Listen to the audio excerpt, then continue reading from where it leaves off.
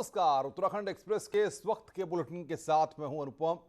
सबसे पहले बात करते हैं बड़ी खबर की। कुमाऊं दौरे पर शनिवार को हल्द्वानी पहुंचे बीजेपी के राष्ट्रीय महामंत्री और उत्तराखंड के प्रभारी दुष्यंत गौतम का कार्यकर्ताओं ने जोरदार स्वागत किया। इसके बाद बीजेपी प्रभारी नहीं बारी बारी से पहले कालाडूंगी और फिर लालकुआं विधानसभा के कार्यकर्ताओं के साथ उन्होंने बैठक की और 2022 के चुनाव को लेकर कमर कसने के लिए कहा।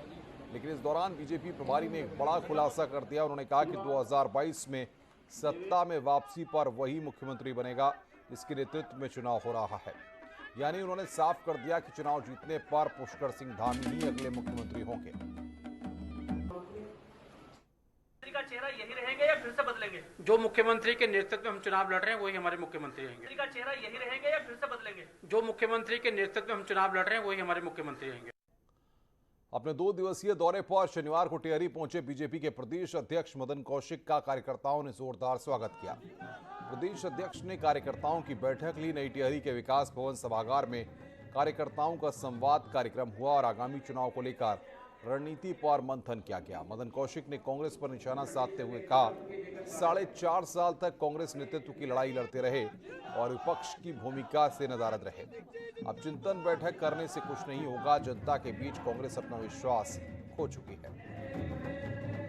1235 बूथ का वेरिफिकेशन का काम भी 15 तारीख से शुरू हो जाएगा। कांग्रेस का जहां तक सवाल है, 4.5 साल लगातार केवल लड़ाई और लड़ाई नेतृत्व की करते हुए जनता के बीच में कोई भूमिका उनकी नहीं रही।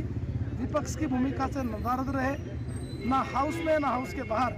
आज चिंतन बैठक करने से कुछ नहीं होगा। जनता का विश्वास उनके प्रति बिल्कुल नहीं है।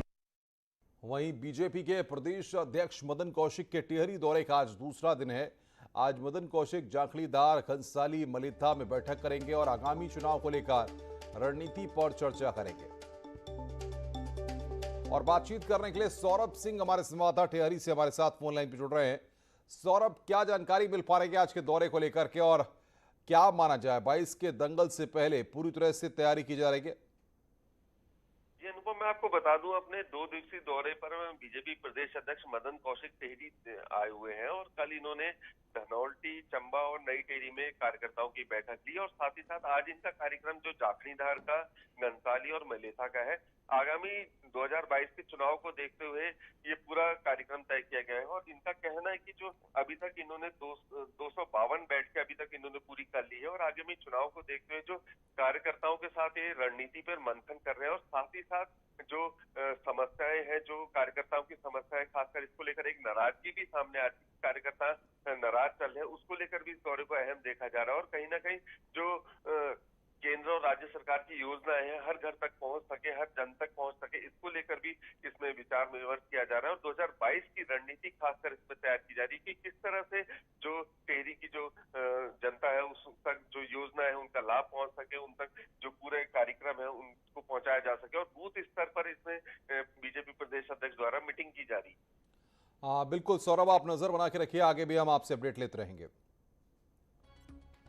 और इस वक्त एक बड़ी खबर आ रही है। दिल्ली देहरादून एक्सप्रेस हाईवे पर अभी कोई फैसला नहीं हो सका है। नेशनल वाइल्ड लाइफ बोर्ड की मीटिंग में शनिवार को फैसला नहीं हो सका। फॉरेस्ट क्लियरेंस देने से पहले एफआरआई की रिपोर्ट का नेशनल बोर्ड अभी इंतजार करेगा। वहीं सौंग और जाखन नदियों में भी खनन को लेकर अभी अनुमति नहीं दी गई है। इसके लिए अभी नमामि गंगे प्रोजेक्ट की राय का इंतजार किया जाएगा।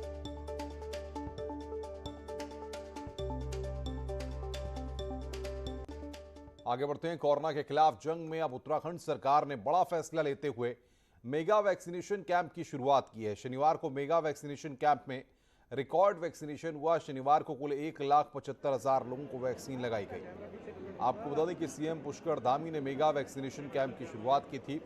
इसमें 1.5 लाख लोगों को वैक्सीन लगाने का लक्ष्य रखा गया था, लेकिन लक्ष्य से ज्यादा लोगों को वैक्सीन लगाई गई। सीएम धामी ने कहा कि केंद्र सरकार से अब वैक्सीनेशन की डोज ज्यादा मिल रही है, जिससे अब इसका फायदा ज्यादा से ज्यादा लोगों को मिलेगा और सरकार ने दिसंबर तक वैक्सीनेशन के टारगेट को पूरा करने का लक्ष्य रखा है। कांग्रेस के प्रदेश कार्यकारी अध्यक्ष बनने के बाद भुवन कापड़ी पहली बार खटीमा पहुंचे, जहां कार्यकर्ताओं ने कापड़ी का जोरदार स्वागत किया। इस दौरान नेता प्रतिपक्ष प्रीतम सिंह भी मौजूद रहे और 2022 विधानसभा चुनाव में जीत की बात कही। माननीय प्रीतम सिंह जी का नौजवान जनता का हमेशा स्नेह मिला, हमेशा प्यार मिला।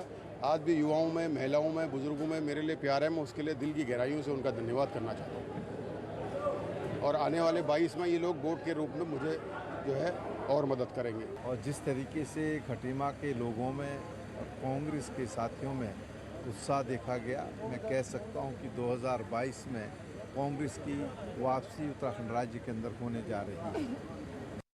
पर्यटन मंत्री सतपाल महाराज ने दिल्ली में केंद्रीय राज्य मंत्री अजय भट्ट से मुलाकात की। इस दौरान महाराज ने राज्य में पर्यटन गतिविधियों को बढ़ावा देने के साथ साथ महाभारत और रामायण सर्किट के विकास को लेकर चर्चा की है। उन्होंने राज्य में पर्यटन को विकसित करने के लिए कुछ चुनिंदा पर्यटक स्थलों पर साउंड और लाइट के प्रस्ताव भी केंद्रीय राज्य मंत्री अजय भट्ट को दिए हैं।